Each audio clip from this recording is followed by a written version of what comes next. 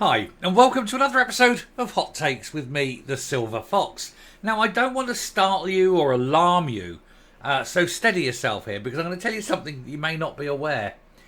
The SNP government sometimes don't tell the truth, or at the very least, they try to hide the truth in case you find out how bad things really are. I know, I was shocked too. But what we have here is a clear case of a man deliberately obfuscating data because it was embarrassing, lying to people by omission, hiding the truth in the hope that nobody would find out, and then realising that everyone would find out, comes out and tells you this is what's happening as though he always intended to do so, when it's quite clear that that is not the case.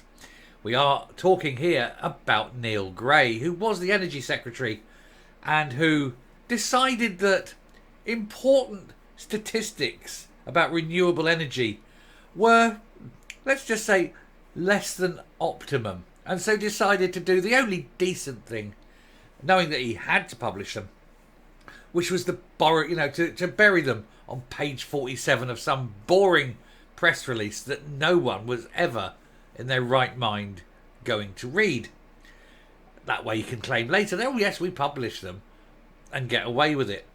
But of course, that's not how the press work, because given how shady the SNP are, every single thing is poured over with microscopic detail so that we can find crap like this, and find it they have. Let's take a look. So, shady SNP government refused to tell MSPs about false renewable statistics until after being caught out by the media. Because the media now inspect every single thing. The media don't trust these people anymore. Nobody trusts the SNP.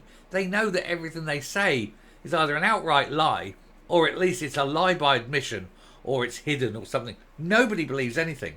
That's the reputation they have. So whenever anything is released, they pour over it, looking for things like this. The then Energy Secretary, Neil Gray, only updated Holyrood's presiding officer about the huge downgrade to Scotland's offshore wind potential one day after the media reported the statistic that had been buried in a report from 2 months previously. In other words, they shipped it out, hidden there, deep down in some little minor report, on the hope that nobody would notice that the renewable sector is a load of old rubbish and isn't as good as the SNP are trying to foist upon the good people of Scotland. The Secretary of Scottish Government had to be dragged kicking and screaming into telling MSPs that it had been using fake renewable statistics for years. And after admitting it was not true, it took the SNP executive months to tell the presiding officer, only doing so a day after they were caught out in the media.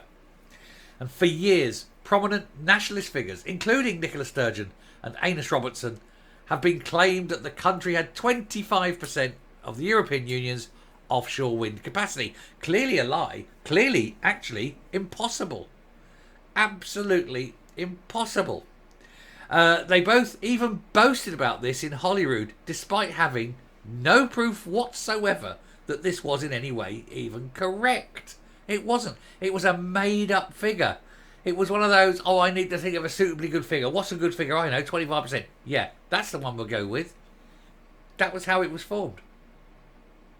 An investigation by pro-union think tank These Islands in late 2022 found it may never have been true. It never was. And that officials told the SNPs this months before it was made public. But the likes of Mr. Robertson and Lorna Slater still used it in the Holyrood chamber, knowing it was a lie. They lied knowingly in the chamber. That should be a fireable offence. It won't, because it's almost impossible for these people to be fired. But in any other business, if you lied like that to your bosses, you'd be out the door.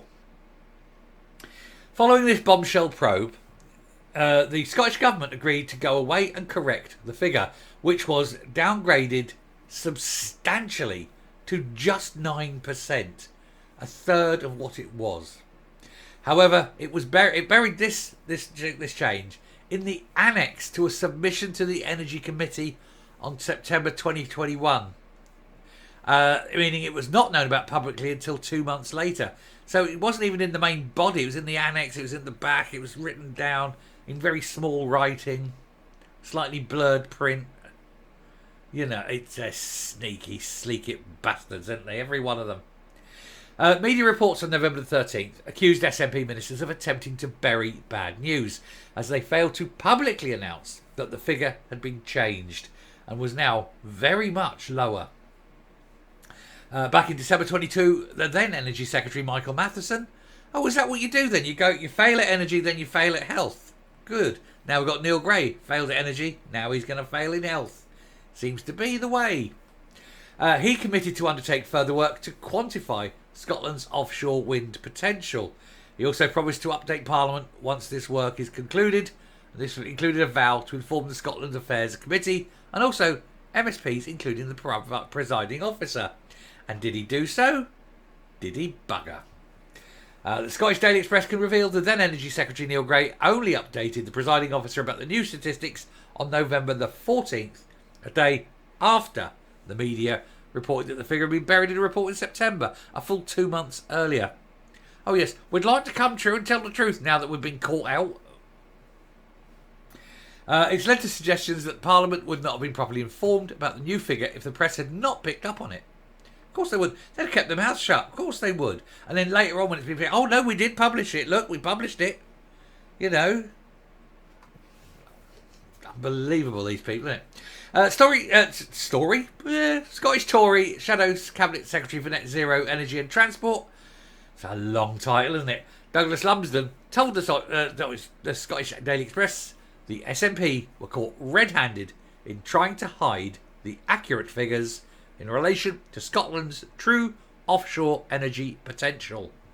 He says in a typical display of the SNP's attitude towards transparency, they had to be dragged, kicking and screaming, into revealing the truth to the presiding officer and thus to the Parliament. SNP ministers knew the figures they repeatedly trotted out were inaccurate for months, but they continued to use them and mislead the public. Let's not call it misleading the public. Let's call it lies. They lied to the public. And of course the fact is, John Swinney was involved in all this at the time for years. He knows. You now have a First Minister who knew full well that they were lying and that he was part of this cover-up and lie and sleaze perpetrated on the Scottish people, and yet he's still there. He's not offering to fire anyone. He's not offering to resign. Of course not. This is the SNP. You can lie, you can thieve, you can cheat, you can kill. And nobody needs to lose their job. Coming up. Here is something you need to think about. If this is the shadiness they've admitted after they've been found out, think of all the stuff that's going on that they aren't admitting to because nobody has found it out yet. You cannot trust these people. They've been shown to be liars time and time again. And yet the morons that vote for the SNP will say, yeah, they lie to us. They look at us in their face and they lie and they cheat and they steal. And I'm still going to vote for them. Makes you wonder, doesn't it? There should be an IQ test for voters. Anyway, I'll stop there. Thank you very much for watching. Do please hit that subscribe button, ring that bell, leave a like, leave a comment, please share the video, and I will speak to you later. Bye.